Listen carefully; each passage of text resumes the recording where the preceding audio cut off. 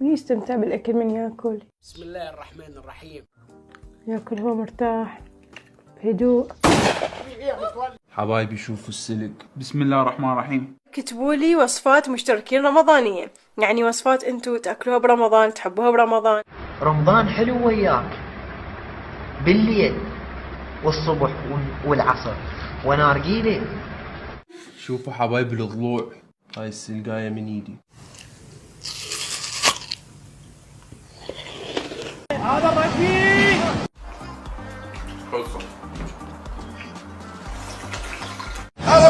رب الرقة. ترى كل العالم ياكلون من هالجهه، احنا ليش ما ناكل من الاخضر؟ شو طليان؟ لا تجديد اختلاف.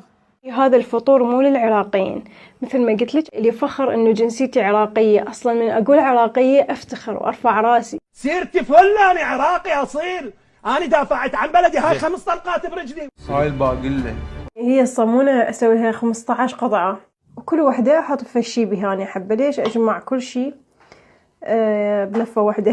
منطق سليم، منطق سليم فعلا. تخيلوا ايش نسيت، باقلة. تخيلوا قعدت وسلقتها من الصبح، حبكي والله راح ابكي.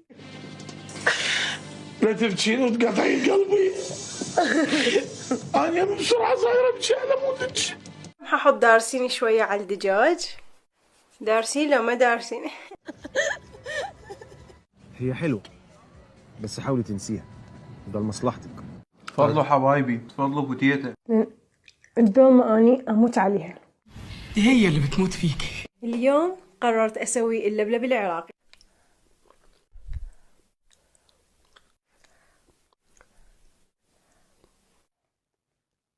عجيب.